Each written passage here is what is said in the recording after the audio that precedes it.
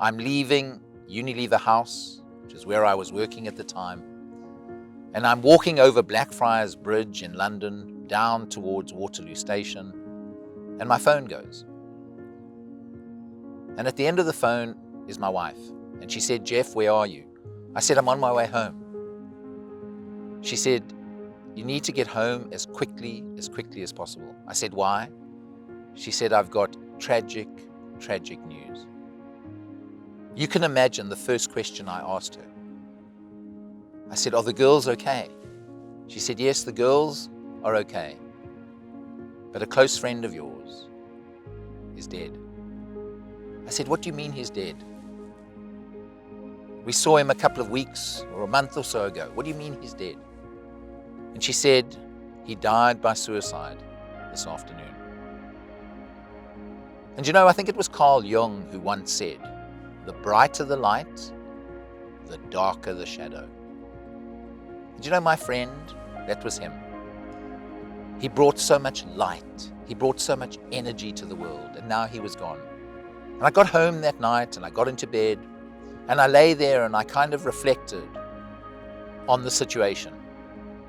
And I reflected on myself and I thought, here I am, 4 years after my crucible moment in life, 4 years, flourishing in many ways, learning every single day how to maintain my recovery as somebody who is susceptible to anxiety-fueled depression. And my friend is gone. And I thought to myself, what's the difference?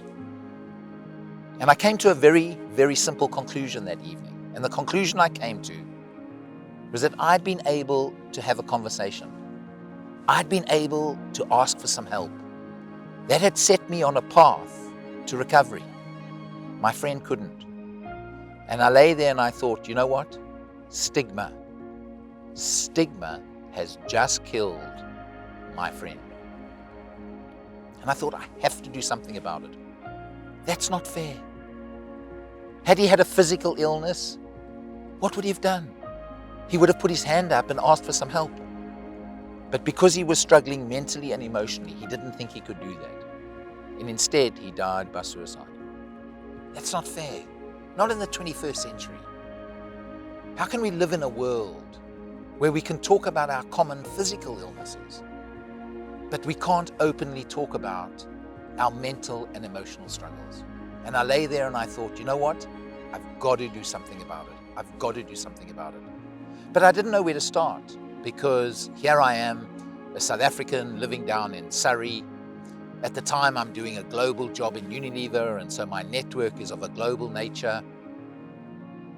My friends are mainly South Africans. How am I really going to make a contribution to breaking the stigma of mental ill health in the UK? But at that time, here in the UK, around 2012, we had just begun in the UK. We'd started this campaign called Time to Change, which was all about trying to break the stigma of mental ill health in the UK, which allowed me to take tiny footsteps on a journey filled with a deep sense of purpose. And that is to try and create workplaces, family groups, friendship groups all over the world, where people feel that they genuinely have the choice to just put their hand up and ask for some help. And you know, not for 1 minute am I saying to you today that had my friend been able to have a conversation, he would definitely be alive today. I'm not saying that for 1 minute. I can't say that. But what I can say is, had he been able to put his hand up and ask for some help, had he been able to have that conversation, there's a tiny chance. Think of a grain of sand. There's a tiny chance that he'd still be alive today.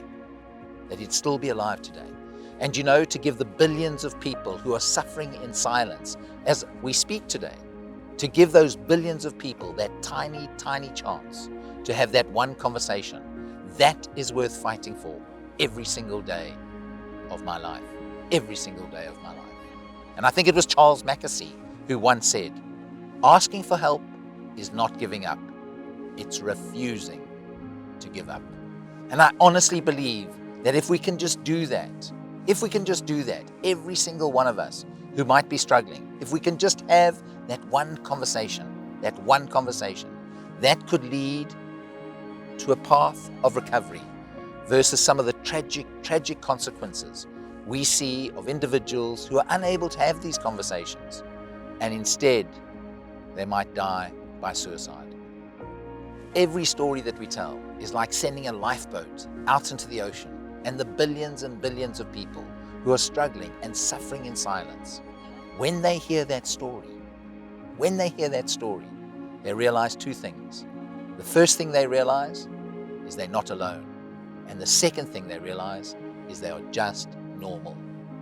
And so storytelling and being able to share stories is the most powerful way in which we can begin to address and normalize the conversations around mental health and mental ill health.